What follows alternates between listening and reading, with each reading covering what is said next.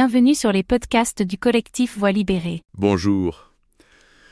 Aujourd'hui, on se penche sur une analyse assez interpellante du collectif Voix libérée. Oui, c'est un collectif qui soutient d'anciens choristes victimes de l'abbé Tartu. Il a d'ailleurs été condamné par la justice ecclésiastique en mars dernier, pour des faits anciens certes, mais condamné.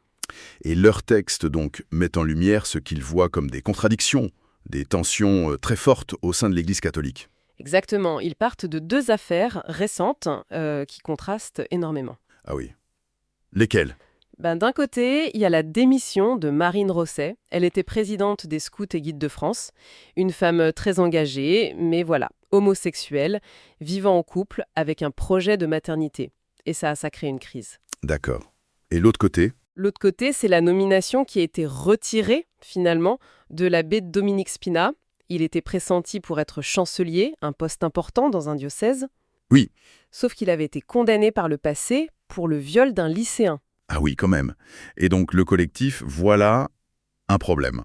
Oui, pointe direct ce qu'ils appellent un deux poids deux mesures. C'est ça l'idée centrale en fait. C'est-à-dire ? C'est-à-dire que d'un côté, l'orientation sexuelle d'une responsable laïque engagée déclenche une tempête, une levée de bouclier.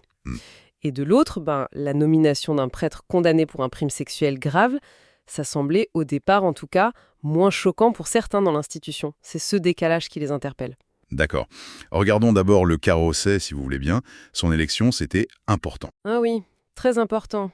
Le texte cite d'ailleurs la sociologue Céline Béraud. Pour elle, c'était un symbole fort.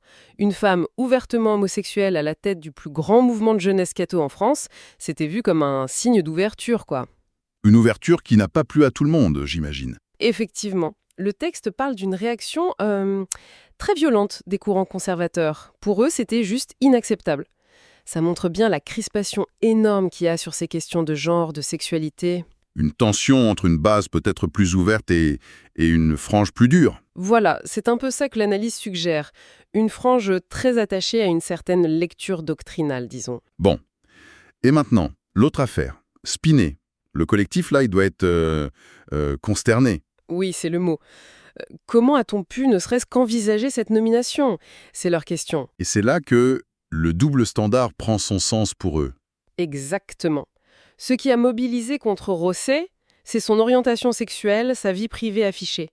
Et inversement, la gravité du crime de Spina, la souffrance de la victime, ça n'a pas empêché qu'on pense à lui pour ce poste. C'est troublant comme parallèle. Oui.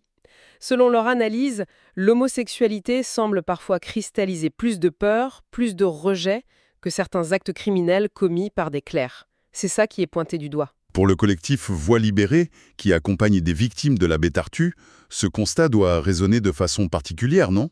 Ah oui, c'est extrêmement douloureux pour eux. Ils y voient une sorte de renversement des valeurs.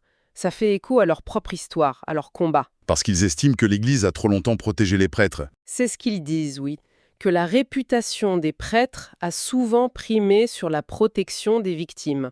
Et donc, le cas Spina, pour eux, c'est un peu comme une confirmation de ce schéma. Une confirmation que certains actes ne sont pas rédhibitoires pour une réintégration. C'est leur lecture. Envisager un retour en responsabilité pour Spina, ça suggère ça, selon eux.